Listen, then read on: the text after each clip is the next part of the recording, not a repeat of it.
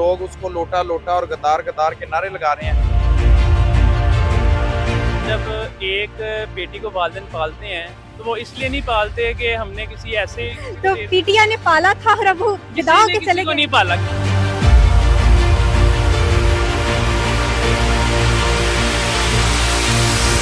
इनकी वजारत आला भी जाने वाली है और वजारत उज़्मा भी जाने वाली है।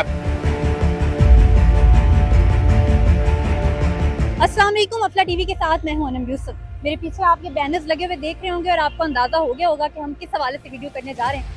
बेसिकली बाय इलेक्शंस होने वाले हैं, ज़िमनी इलेक्शंस होने वाले हैं और जो इलेक्शन कैंपेन है वो बड़े ज़ोरों शोरों से चल रही है मुतल्लिका पार्टी की तरफ से। अब मेरे पीछे अगर आप देखें तो आपको पीटीआई का दफ्तर भी नजर आ रहा होगा, तो आपको अंदाजा हो गया होगा किस तरह जो मुतल्लिका पार्टीज हैं वो इलेक्शन कैंपेन को लेकर चल रही हैं। यहाँ एक बात मैं आपको बताना चाहूँगी कि जो हमें समझने की ज़रूरत है कि बेसिकली ये जो बाय इलेक्शन हो रहे हैं इसकी क्या वजह है। मई 2022 में इलेक्शन कमीशन ऑफ पाकिस्तान ने पीटीआई के 25 मेंबरान को डी-सीट किया और इसकी वजह ये थी कि उन्होंने अपनी पार्टी से वफादारी तब्दील की और उन्होंने हमजा शहबाज शरीफ के हक में वोट देकर उन्हें सीएम पंजाब बनाया। तो आर्टिकल 63A के तहत जो इलेक्शन कमीशन ऑफ पाकिस्तान है उन्होंने फैसला किया और जो ये 25 मेंबरान थे इनको डी-सीट किया। तो क्योंकि इनकी सीट चली गई और ये सीट खाली होगी तो इन सीट के ऊपर अब इलेक्शन करवाए जाने और बाकायदा तौर पर जो वोटिंग है वो 17 जुलाई को होगी। इस हवाले से लाहौर के भी 4 हल्के आते हैं जहाँ पे इलेक्शन होने वाले हैं। अभी हम मौजूद हैं हल्का PV 167 में जहाँ पे इलेक्शन होने वाले हैं। यहाँ पे अगर मैं आपको कैंडिडेट के हवाले से बताऊँ तो पीटीआई की जानिब से शबीर अहमद एडवोकेट साहब जो हैं वो कैंडिडेट है और अगर नून लीग की बात की जाए तो नज़ीर अहमद चौहान उनकी तरफ से लड़ रहे हैं। यहाँ एक बड़ी ही दिलचस्प बात मैं आपको बताती जाऊँ, नज़ीर अहमद चौहान साहब इस हल्के से 2018 में भी लड़े थे और वो इस इलेक्शन को जीते थे, लेकिन फर्क सिर्फ इतना है कि उस वक्त उनका ताल्लुक पाकिस्तान तहरीक इंसाफ से था और आज वो जो इलेक्शन लड़ने जा रहे हैं इस वक्त उनका ताल्लुक जो है वो नून लीग से है। तो लोग इसको कैसा देखते हैं, लोग इसको वोट देना चाहते हैं, उनकी हमदर्दियाँ किसके साथ है, इस हवाले से आज हम लोगों से बात करेंगे और उनकी राय जानेंगे। तो आइए चलते हमारे साथ अकरम चीमा साहब मौजूद हैं। ये PP 51 से हैं और यहाँ पे जो 167 के अंदर जो कैंपेन हो रही है उसको सपोर्ट करने हैं। सर, इस कैंपेन के हवाले से कुछ बताइएगा। बिस्मिल्लाहिर्रहमानिर्रहीम।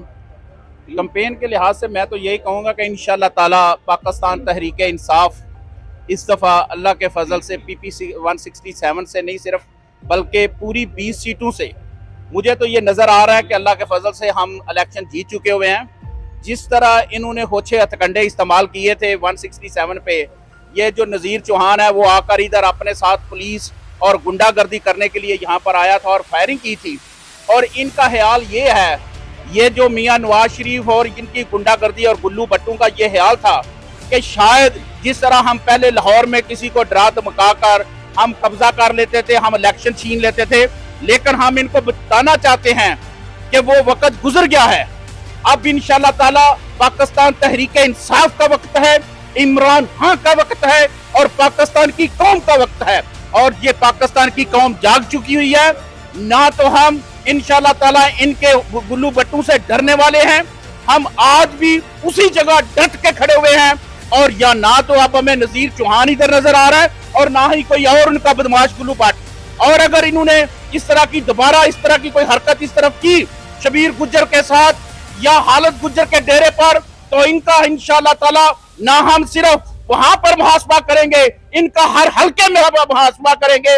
और ये जो मैं कहना चाहता हूं हमजा शरीफ को कि जो एक नहल वजीर आला और 2 नंबरी से वजीर आला पर बैठा हुआ है, इंशाअल्लाह ताला कुछ दिनों में इनकी वजारत आला भी जाने वाली है और वजारत उज़्मा भी जाने वाली है और इंशाअल्लाह ताला अब तहरीक इंसाफ इस पाकिस्तान पर राज करेगी, पाकिस्तान की अवाम राज करेगी और पाकिस्तान अवाम की हुकूमत होगी इंशाअल्लाह ताला।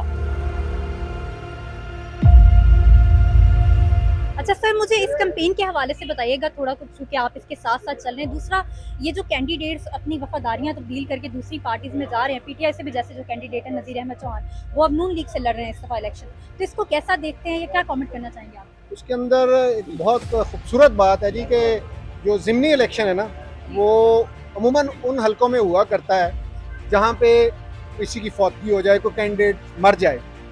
तो अब ये वाहिद इलेक्शन है जो किसी के ज़मीर के मरने पे हो रहा है कि किसी का ज़मीर मर जाए।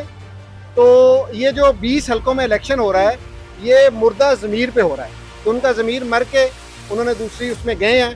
तो तो इंशाल्लाह ये मुर्दा ज़मीरों को इस हलके के लोग बिलखसूस 167 का, क्योंकि इससे पहले भी पीटीआई जीती थी, नज़ीर चौहान साहब यहाँ से पीटीआई के जो है वो वोट लेकर इलेक्ट हुए और बाद अज़ां उन्होंने जो है वो अपनी वफादारी चेंज की, अपना जो है वो अकीदा ही मैं तो कहता हूँ चेंज कर लिया है, तो वो दूसरी पार्टी में चले गए हैं। और इस हलके के लोग बड़े दयानतदार, बड़े ईमानदार और बड़े गैरतमंद हैं और इंशाल्लाह ऐसे लोगों को जो मुंतखब नहीं करेंगे। दूसरी तरफ शबीर गुज्जर है जो उम्मीदवार है, उनका घराना और वो लोग वो ऐसे हैं कि पिछले 15 साल से इमरान खान के साथ पूरी जद्दोजहद उन्होंने की है, पूरी वफादारी से उनके साथ जुड़े हुए हैं, पार्टी भी उनके साथ है, इस हलके के लोग भी उनके साथ हैं, इस हलके की आवाम जो है चौक दर जग, मैं आपको ये बता नहीं सकता कि हमें टाइम नहीं मिल रहा है कि लोग हमसे टाइम मांग रहे हैं कॉर्नर मीटिंग्स के लिए, और शबीर के पास इतना दिन क्योंकि 24 घंटे हैं और लोग ज्यादा हैं और अल्हम्दुलिल्लाह ये हल्का क्लीन स्वीप करेंगे इंशाल्लाह।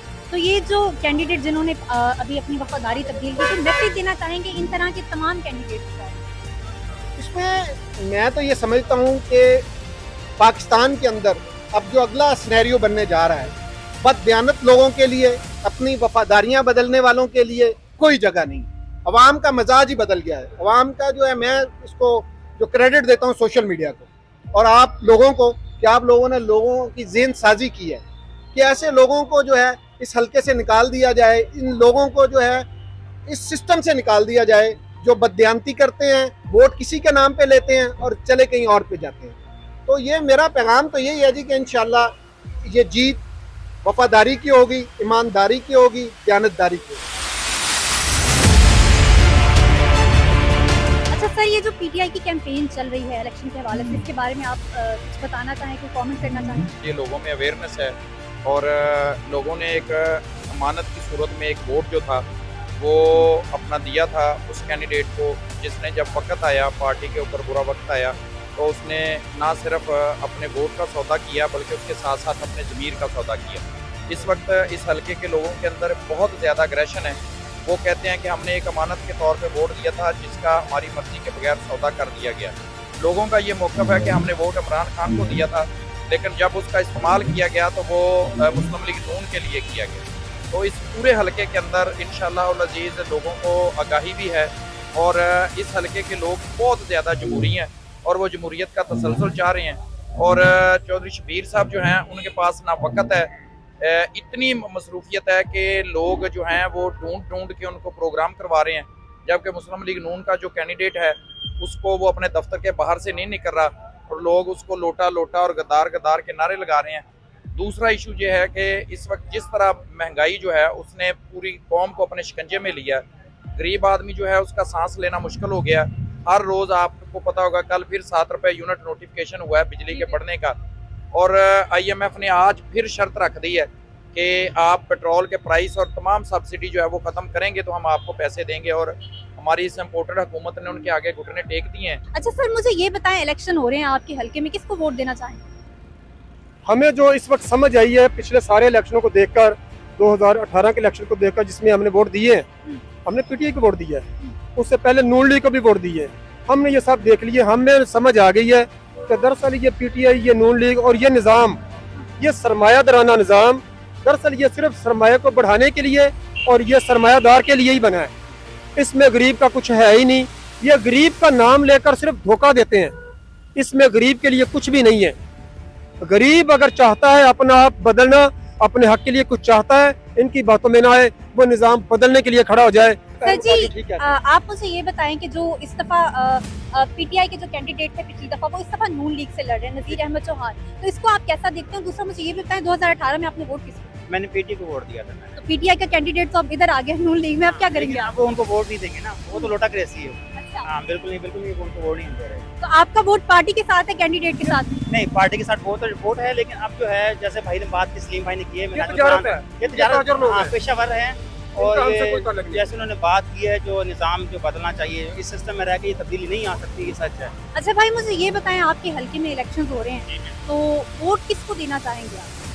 बिल्कुल, दिल तो ये करता है किसी को ना दें, लेकिन फिर भी लोग कहते हैं कि वोट ज़ाया नहीं करना चाहिए, किसी ना किसी को देना चाहिए। तो इंशाल्लाह ताला इस बार यही है कि किसी अच्छे बंदे को दिया जाए, लेकिन जैसे देखा जाए कि हर बंदा देखने को वैसे ही लगता है जैसे बहुत अच्छा है इसमें। अब देखिए यहाँ पे हमारे पास दो बड़े कैंडिडेट्स हैं, एक नून लीग की तरफ से, बिल्कुल एक ऐसे ही। पीटीआई की तरफ से। नज़ीर अहमद चौहान साहब जो है वो नून लीग से लड़ रहे हैं और जो हमारे पास हैं ये चौधरी शबीर अहमद ये पीटीआई से लड़ रहे हैं। तो अगर आपको इन दोनों में चूज करना हो तो आप किसको चूज करें? मैं नज़ीर चौहान को यूज़ करूँगा। कोई खास वजह? वजह ये है कि एक तो हमारे हल्के में ये ऐड हुआ है और बहुत अच्छा बंदा है, बहुत काम करवाया इसने हमारे हल्के में। यहाँ तक कि हमारे वहाँ पे रोड्स वगैरह इसने बनवाई हैं। बेशक ये पिछला 2018 का वोट आपने अपने हल्के का किसको दिया? मैंने नून लीग को दिया था। तो नून लीग से तो नज़ीर अहमद चौहान साहब नहीं लड़ रहे थे, वो तो पीटीआई से लड़ रहे थे उस वक्त। तो अब ये है कि अब ये इस तरफ लड़ रहा है तो मैं इसको देना पसंद करूँगा। तो पार्टी से वफादारी तब्दील करना, अगर आप एक कॉमन मैन की हैसियत से देखें तो आपको कैसा लगता है, वो कैसी चीज़? जाहिर सी बात है, आप ये एग्जांपल ले लें कि जब एक बेटी को वालिदैन पालते हैं तो वो इसलिए नहीं पालते कि हमने किसी ऐसे तो दे देनी है या किसी को भी दे देनी है। पीटीआई ने पाला था और अब वो विदा किसी होके ने चले किसी को गए। नहीं पाला, किसी ने किसी को नहीं पाला।